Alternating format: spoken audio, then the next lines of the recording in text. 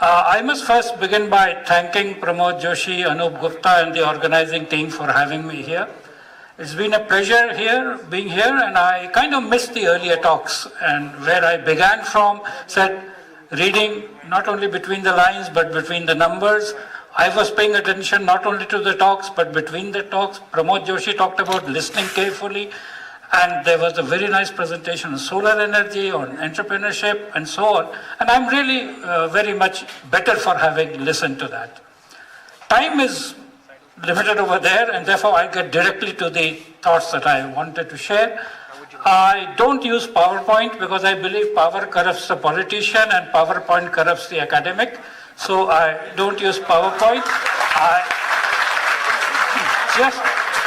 So the theme that I have is about education, and to make it more precise, it is education for the fourth industrial age. And this tells you what it is all going to be about. We all know education. You are sitting here going through the agonies of getting educated. And we generally believe that an educated person is better than a non-educated person, and a well-educated person is better than a not so well-educated person. The issues before us, in fact, these are issues facing the whole world. This is one thing on which developing and developed countries are on the same page. Something new is happening. And when we talk about the future is now very, very different from the past. And any linear extension is not even possible. You can call that there's a discontinuity, or some people call it a phase change. And the phrase for that is the fourth industrial age. We talked about education in many ways, education for all, for women and so on. But so far education was a good thing to have. Tomorrow it is critical.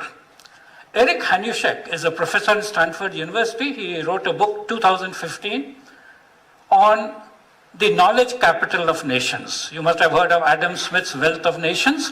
And he tried to correlate with very serious data, Stanford professors are very rigorous, that the economic development of any nation today is directly correlated with its knowledge capital, state of the education system, and so on. And we kind of broadly know that. This is going to get even more fundamentally important. Our Bharat Ratna in Science, C.N.R. Rao, said before the Rashtrapati in Rashtrapati Bhavan that 90% of our universities have outdated curriculum. Nobody has challenged him. The Department of Science and Technology has created a report, Vision India 2035, where it says schools, colleges and universities as exist will become redundant by 2035. We're talking of what is going to happen. And this is being called the fourth industrial age by, it was in fact January 2016 at the World Economic Forum in Davos. Professor Klaus Schwab, who was the founder of the World Economic Forum, drew attention to this, that we are at the threshold of the fourth industrial revolution. And this is what I want to share with you. In very simple terms, there was a pre-industrial society when we talk about great glory of India. In the pre-industrial age, the only source of energy was manual power, or muscular power if I say, because muscular power was also in the animals and was in the human beings. So who were the rich people? The rich people were those who had lots of cattle, camels, elephants, whatever, and lots of slaves, minions, paid servants, unpaid servants. There is also bonded labor. Whatever you had, that was the source of energy. And that's why about 200, 300 years ago, India and China were the richest countries in the world. If you take the GDP over the last 300 years, you'll find there was a time when India and China, because that was the big source of energy. Things changed around 1780 when steam got understood. And you had steam as a source of power, and therefore you had steam engines for locomotion and boilers in factories for large-scale manufacturing, and the industrial age arrived. It continued merrily for about 100 years when Thomas Edison invented the electric bulb. And Thomas Edison was a bit of a nuisance because he was not happy just inventing the electric bulb. And I'm saying this because many of you want to be entrepreneurs. He said, how will the electric bulb light up? So electricity has to be organized, electricity has to be transmitted, electricity has to be generated. And Thomas Edison is the one who set up General Electric. We know more about Jack Welch because he is a management guru, but it is Thomas Edison who did the whole thing. So understanding an ecosystem is very much important than just comparing and looking at a product. But something else happened. Till that time, oil companies were merely going along with selling what is called kerosene. And kerosene in England was called lamp oil, and the rest of the world is called kerosene. It was mainly used for lighting up. So all street lights, domestic lights, everything was kerosene. With electricity coming, the oil companies were under pressure. So they developed petrol devices, petrol engine, diesel engine. And now you see you have petrol engines, you have diesel engines, you have electric motors, you have the great second industrial revolution from about 1870 to 1960s or so. Around 1960s, so-called automation was basically electromagnetic devices, the self in cars, anything where you put electric bulb. So you did electromagnetic circuit breaking, and that was the level of automation that you had. Around 1970s, electronics started taking shape. So from your vacuum tube, diode, triode, ICs, radio, television, etc. And this became the third industrial revolution. Why I'm emphasizing that is that the best that we have seen of our country, the IITs and many other engineering colleges were made in the image of the IITs, benefited from the third industrial revolution. It isn't that they were doing anything great, it's just a question of right timing. IITs were created in 1960, their first students came around 1966. They were the first people to have access to computers, to large libraries, to some equipment which the rest of the world didn't have, and therefore they were ready for the third industrial revolution. What Professor Klaus says is that we are now entering the fourth industrial revolution, which is not just an extension of the third industrial revolution, but is a convergence and fusion of three things which were separate. So if you remember, even today you see it, and we saw it before our eyes, there was the physical world or the real world, and there was this computer department, computer center, director of computing, and so on. Today, they've got very much merged. The mobile phone you're all carrying is as powerful a computer, in fact, more powerful than the most powerful computer we had till the 1980s or 1990s. Added to this is the third element, which was completely apart, which was the biological world. So what we are talking about the future is the convergence and fusion of the physical world of atoms and energy, the information world of bits and qubits. Qubits are used in quantum computing, and the biological world of genes and neurons. This is the future for which we have to get ready. And therefore, completely different things are required. Specialization is no longer important. The third industrial revolution is specialization, engineering, chemical, electrical engineering, electronics, etc. Today we are talking of a thing of generalization, where from the atom, energy, bit, qubit, neuron, gene, you should be able to comprehend everything. And that is what the future is about. I can give you all kinds of new technologies which are coming up. But the key technologies, which will affect all of us, just like computers affect all of us. You need not be a computer scientist or a computer programmer to be affected by computing. Some of the technologies will affect everybody are, one is big data. Big data basically means that you have large amounts of data to deal with. It's typically characterized by variety, velocity, volume, etc., etc. The other one, which you will hear more and more if you haven't heard so far, is something called blockchain. Has anybody heard of blockchain?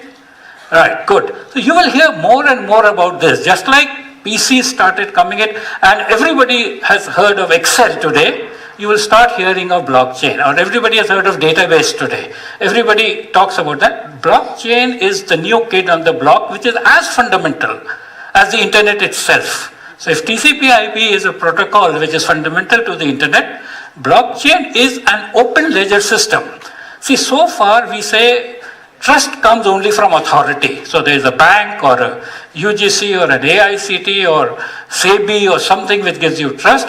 Blockchain is a model where there is open, and trust comes because of community efforts and very high mathematics for cryptography, so that every record is kept basically as a hash function, and as you add records you have more hash functions, and this is available on any computer, somewhat like Wikipedia.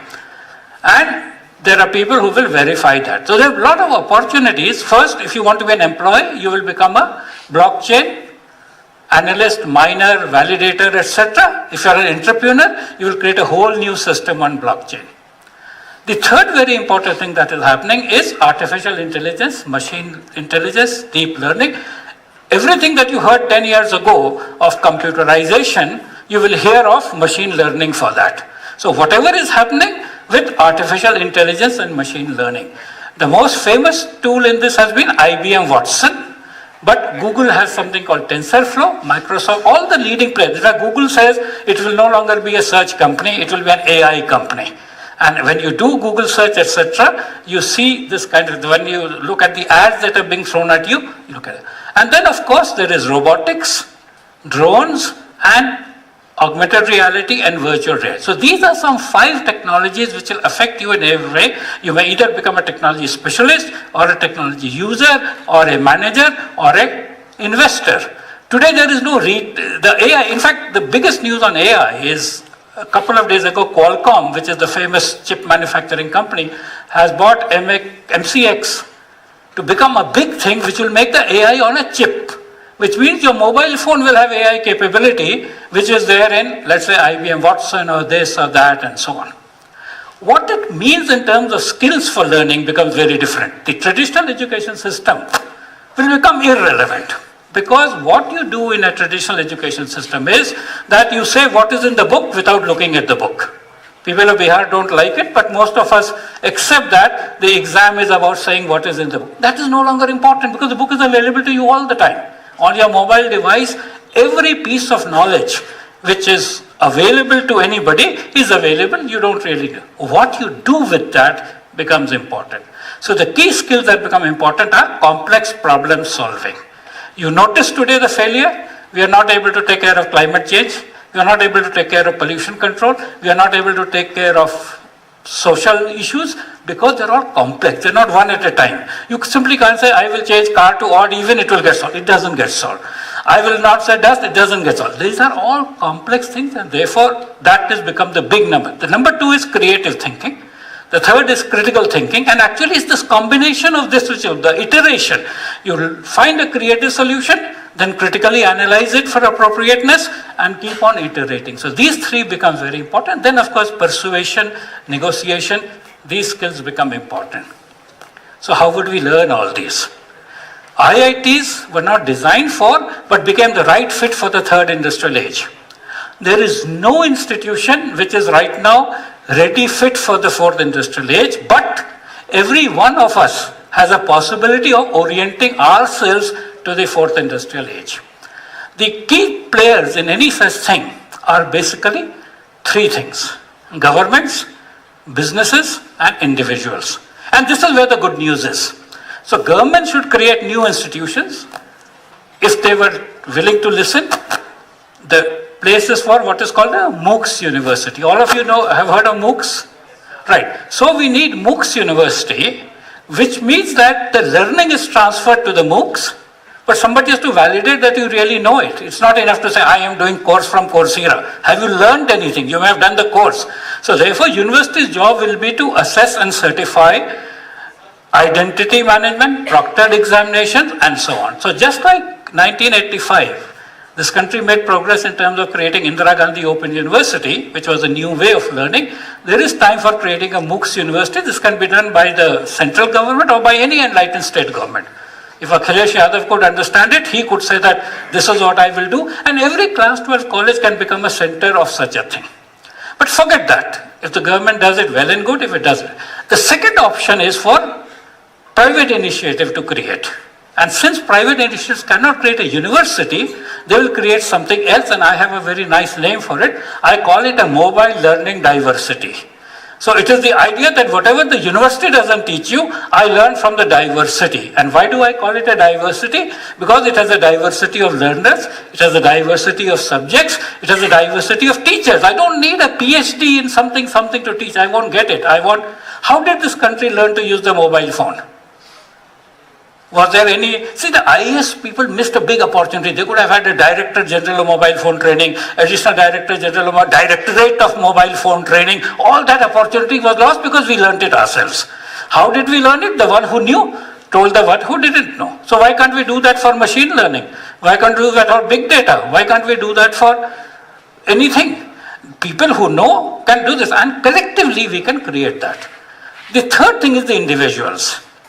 Individuals are very important. I am putting individuals in three categories. One is the teachers themselves. So you're talking about all kinds of things. I'm talking of a word called teacherpreneur, where a teacher independently decides that I will not bother regulator part I'll do, but I'll do something beyond. If people need to learn something, I will teach it. The other important aspect is parents. Parents are very important, and especially in the early formative years, because now you're talking of a completely new issue. You're talking of coming of age in the fourth industrial age. You're looking at children. The mother is the most important teacher. We talked about women's education. The home is the first school. The mother's lap is the first classroom, and the mother is the most important teacher. And that is a very, very important aspect why women's education is so important. Finally, of course, the learner himself.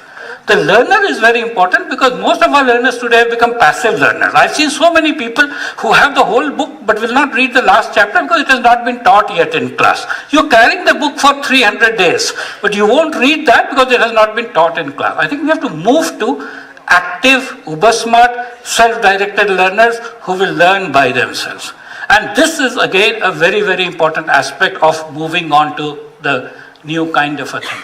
So we're saying here are new challenges, here are new opportunities, this is a new way of learning, and absolutely there is no question that there will be a large number of people who will be left behind, but it's an open game. So people like the World Economic Forum have been doing this study, and you will be surprised. Countries like China and South Korea are in extreme danger of being affected adversely by the fourth industrial revolution and not being prepared for that. We, with our slightly open, jugadu, open-ended kind of a thing, not rigid thing, not obeying people, have an opportunity of a set of people coming out. We saw that in the third industrial age, where companies like, Infosys and Wipro and so many things came out. They were not designed that way, but they came out of the sort of, a kind of a agitation. This is the kind of a future that you have. And all of you have this opportunity, all the sources of learning. You need to be motivated, you need to get motivated. And since I have a minute left, I, just like Pramod Joshi has created this 20 thing, I created once upon a time 55 words of inspiration. And this 55 words was not his, he had this equality, 10 phrases, 2. I had a different thing. I said, if this is my last opportunity to talk to young people, and I have only 10 words allowed, what would I say?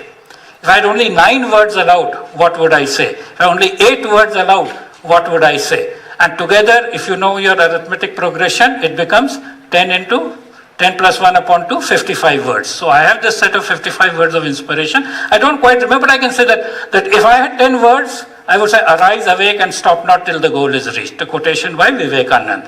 If I had 9 words, I would say, let noble thoughts come to me from all directions. It is from the Rig Veda. If I had 8 words, I would say, the harder I work, the luckier I get. Just come down to the fast few. If I only 3 words, I say, Atla Chalo Re. If nobody else understands you, if I have only 2 words of advice to give you, I will say, just shine. So he gave you 20 words, add the 2 words, just shine, that's all. And just shine, if you think deeply, is the motto of the sun. That is all the sun does. And the entire planet, solar system, everything is working on one simple philosophy which the sun has, just shine. And if I had only 1 word to say to you by way of advice, what would that be? It is excel. Not Microsoft Excel, but pursuit of excellence and excel. So all the best. Thank you.